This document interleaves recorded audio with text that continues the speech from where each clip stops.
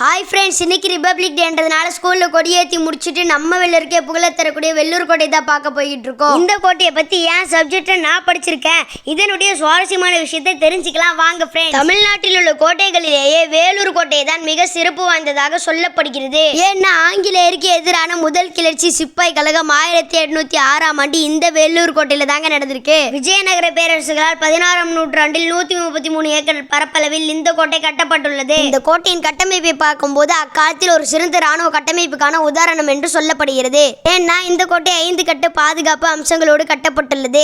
அந்த 5 கட்ட பாதுகாப்பு அம்சங்கள் என்னன்னு பார்க்கலாம் வாங்க ஃப்ரெண்ட்ஸ். முதற்கட்ட பாதுகாப்பாக அக்காலத்தில் கோட்டையை சுற்றிலும் ஆயிரக்கணக்கான காவலர்கள் காவலுக்கு இருந்துள்ளனர். அந்த இடம்தான் தற்பொழுது கோட்டையை சுற்றிலும் பூங்காவாக உள்ளது. இரண்டாம் கட்ட பாதுகாப்பாக கோட்டையை சுற்றிலும் எந்த பக்கமும் எதிரிகள் நுழையாத வண்ணம் இந்த கோட்டைக்கு முன்புறம் மட்டுமே ஒரே ஒரு நுழைவாசல் கொண்டு கட்டப்பட்டுள்ளது. மூன்றாம் கட்ட பாதுகாப்பாக பாதுகாப்பின் முக்கிய அம்சமாக இந்த கோட்டையை சுற்றிலும் 191 அடி அகலமும் 29 அடி ஆழமும் கொண்ட நீரால் நிரப்பப்பட்ட அகழி ஒன்று அமைக்கப்பட்டுள்ளது. இந்த அகில் 10,000க்கும் மேற்பட்ட முதலைகள் இருந்ததாகவும் இதனை அறிந்து கொண்ட எதிர்நாட்டு அரசர்கள் கூட படையெடுக்க அஞ்சினர் என்று கூறப்படுகிறது. நான்காம் கட்ட பாதுகாப்பாக கோட்டை முழுவதும் கருங்கற்களாலேயே பெரிய பெரிய மதில் சுவர்களை கொண்டு கட்டப்பட்டுள்ளது. அது மட்டுமல்லாமல் இந்த கோட்டையை சுற்றிலும் கோட்டையின் உள்ளிருந்து எதிரிகளை தாக்கும் அளவிற்கு போர்க்கால யுக்தியில் கட்டப்பட்டுள்ளது. இந்த கோட்டையை சுற்றிலும் 100 அடிக்கு ஒரு கைதி அறை என அமைக்கப்பட்டுள்ளது. இதில் உள்ள கைதிகளை கண்காணிக்கவும் கோட்டையை பாதுகாக்கவும் கோட்டையை சுற்றிலும் பாதுகாவலருக்கென தனித்தனி அறையும் அமைக்கப்பட்டுள்ளது. 5ஆம் கட்ட பாதுகாப்பாக பாதுகாப்பு அம்சத்தின் உச்சமாக கோட்டையின் அடியில் ரகசிய சுரங்கப்பாதை ஒன்று இருப்பதாகவும் சொல்லப்படுகிறது.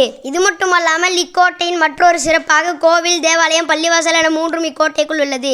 இதன் சிறப்புகளை ஒவ்வொன்றாக பார்க்கலாம் வாருங்கள். முதலில் கோவிலை பார்க்கலாம். 400 ஆண்டுகள் பழமை வாய்ந்த கோவிலின் கோபுரத்தை பார்க்கும் போது இன்றளவும் கம்பீரமாய் நிற்கிறது கோட்டையின் புகழ் சேர்க்க. கோவிலின் இடது பக்கத்தில் கல்மண்டபம் ஒன்று உள்ளது. இந்த மண்டபத்தை ஆமை தாங்குவது போலும் மண்டபத்தின் மேற்கூரையில் நுண்ணிய சிற்பங்களோடும் செதுக்கப்பட்டுள்ளது. மண்டபத்தை மேலும் அழகு சேர்க்கும் வகையில் அழகிய உருவங்கள் செதுக்கப்பட்ட கல் தூண்கள் நிறுத்தப்பட்டுள்ளது. கோவிலின் உள்தோற்றத்தை பார்க்கும் போது மிகவும் பிரம்மாண்டமாகவும் கலைநயத்தோடும் அமைக்கப்பட்டுள்ளது. மற்றும் இக்கோட்டைக்குள் 1896 முதல் காவலர் பயிற்சி பள்ளி ஒன்று இயங்கி வருகிறது.